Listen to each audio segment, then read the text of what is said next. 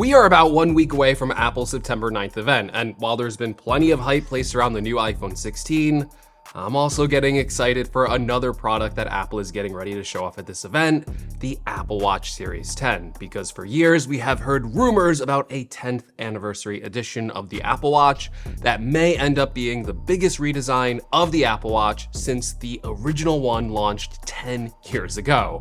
And this update may be really compelling, which is why I might ditch my Apple Watch Ultra and go back to a regular Apple Watch. And it's hard to believe that I have been basically wearing an Apple Watch for over 10 years now, and it's completely changed my life on how I view my personal health and my exercise habits. But exercise is only half the story, and proper nutrition plays an even more important role in building a healthy body, which is why I've recently been on a Factor meal plan. Factor delivers fresh, never frozen, dietitian-approved meals right to my doorstep and offers a large range of meal options to fit your specific needs, like Calorie Smart, Keto, Vegan and Veggie, and my favorite, Protein Plus, which is what I use to keep my macros in check after my workouts. And these meals are all ready in under 2 minutes. It is so nice to bring these to my studio during a long work day without relying on ordering takeout food, and it takes the guesswork and the busy time out of meal prepping or trips to the grocery store. And listen, I'm a food guy. I'll be straight up with you. If these did not taste good, I would not be eating them, but Factor meals taste so good, and the meals have so much variety so you never get bored. I love the roasted bell pepper and ground beef bowl, and I even had a grilled steakhouse filet mignon that was cooked to perfection. And during this week of eating my Factor meal plan, I've noticed that I've had more energy in the gym and more focus overall. Best of all, we have a great deal for you to try Factor for yourself today if you head to factor75.com or click the link below and use the code GregsGadgets50 to get 50% off your first Factor box and 20% off your next month of orders. That's code GregsGadgets50 at factor75.com to get 50% off your first box plus 20% off your next month of orders. Oh, I'm sorry. I got so hungry reading that, I couldn't wait. Thank you to Factor for making meal prep easy and for sponsoring this video. So first of all, let's go over the new design of the Apple Watch Series 10 because this is the most exciting part for me. Now, one of the things that's actually pretty insane is that these are going to be the largest Apple Watches ever, and it may be officially the death of the small size Apple Watch. We have multiple reports saying the Apple Watch will get larger, including Mark Gurman, and he says that they will be removing the 41mm size option, and instead there will be a 45mm and a 49mm size display. For reference, 49mm is exactly the same size as the Apple Watch Ultra's display. There's no doubt the utility of the Apple Watch has benefited from larger displays. Features like the native keyboard or even certain watch faces are only available to watches with larger displays, and the more Apple leans into this wearable as a future, maybe Apple Intelligence device, as we'll talk about later, the more the design may benefit from having a larger display with more information density.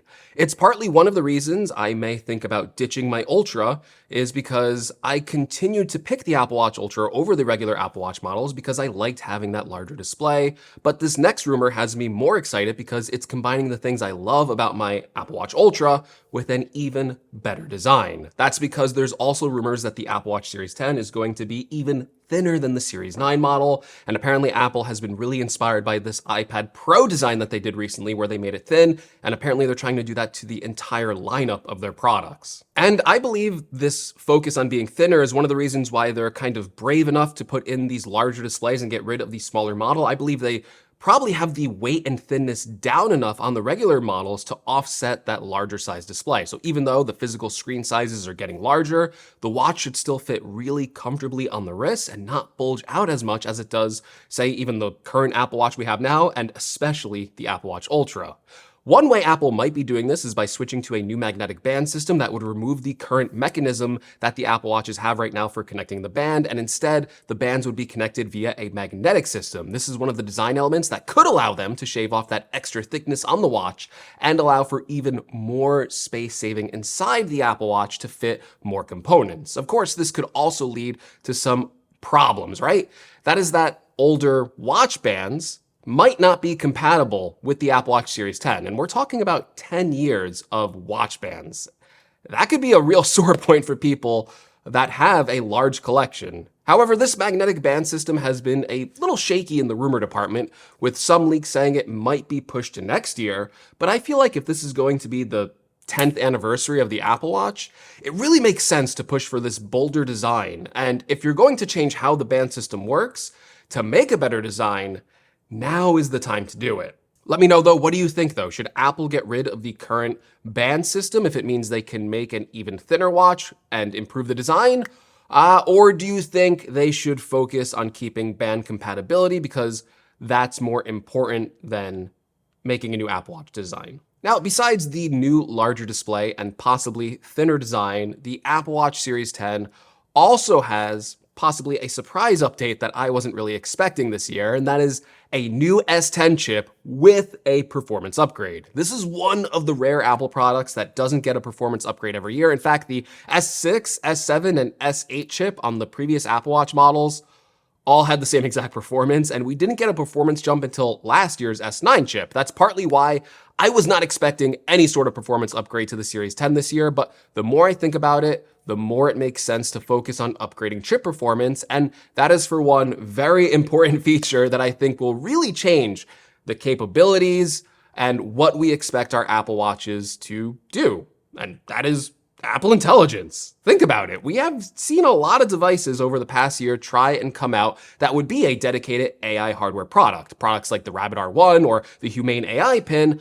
promise to be a new form factor for AI devices, and they really haven't taken off. But when I first saw something like the AI Pin, I looked down at my Apple Watch and went, oh, yeah, this is the perfect form factor for an AI companion device that's always on you, that's wearing, that's not obtrusive. I think this is way less obtrusive than wearing a pin on your shirt or something like that, or carrying around a completely separate device. And hey, I was pretty surprised that when Apple showed off Apple Intelligence, it was coming to every major Apple platform except the Apple Watch. So I think Apple is trying to ramp up the performance on these Apple Watch chips so they can include Apple Intelligence, either onto the Apple Watch Series 10 or maybe lay the groundwork for AI features to come in a future model. But I really hope it's coming this year. I mean, it's gonna be really weird if we can get access to things like a smarter Siri on our iPhone, but not on our Apple Watch. If that still has to use the old Siri model and you're used to the new one, I feel like that is not an ideal situation, and I am hopeful that when Apple shows off this Series 10 with this new powerful S10 chip, it will be capable enough to at least run some of these Apple Intelligence features on device. Okay, now what about new health features? Well, unfortunately, I didn't mean to sound so excited, but unfortunately, we may not see any this year. Apparently, there was some last-minute hurdles with Apple adding a new blood pressure sensor that would be able to detect hypertension and would boost the sleep tracking capabilities of the Apple Watch to include things like tracking for sleep apnea. Yeah, this sensor and these features were rumored to come to the watch just a few months ago, but apparently Apple is having some reliability issues making these sensors work internally right now. And there's also this problem that Apple has where they're in like this legal battle where they can't ship these blood oxygen sensors. They actually had to remove them from the previous Apple Watch, and apparently that sensor was also important to helping make a lot of these health features work. But you never know. These are just leaks and rumors, and Apple could have a few surprises up its sleeve for this event, and there's always the chance that health sensors are there, they're working, maybe they're ready to go, maybe Apple's gonna settle that legal lawsuit, and they might be included in this device, or maybe they will ship in beta or come with a future software update. Who knows, but I'm always helpful. I'm always hopeful that there's new health features.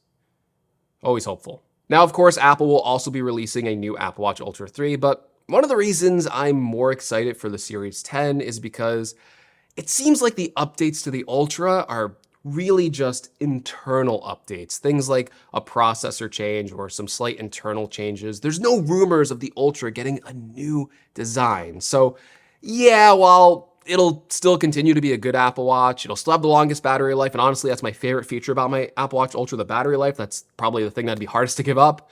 Right now, it just doesn't seem like there's anything that truly stands out as a reason to upgrade to the Ultra 3 this year, and personally, if I upgrade to the Ultra 3 from my Ultra 2 and Apple doesn't settle this legal issue with the blood oxygen sensor because I bought this when it first came out, I still have access to that, technically I would be losing a health feature when I upgrade to the Ultra 3. Yeah, it's why I'm excited more about the Apple Watch Series 10. I really feel like we may have a similar moment here to what we had with the iPhone 10, and Apple may have a lot of surprises in store for us at their September 9th event with that Apple Watch Series 10 design. But let me know in the comments below, what do you think about the Apple Watch Series 10, especially about the rumors of a new band system and just the idea of it getting thinner and also getting larger displays. I would love to hear your thoughts on that. And as always, if you like the video, make sure to give me a like. If you want to see more, we got the Apple September event coming up. There's gonna be a lot of coverage. Make sure you're subscribed, and I'll catch you all in the next one.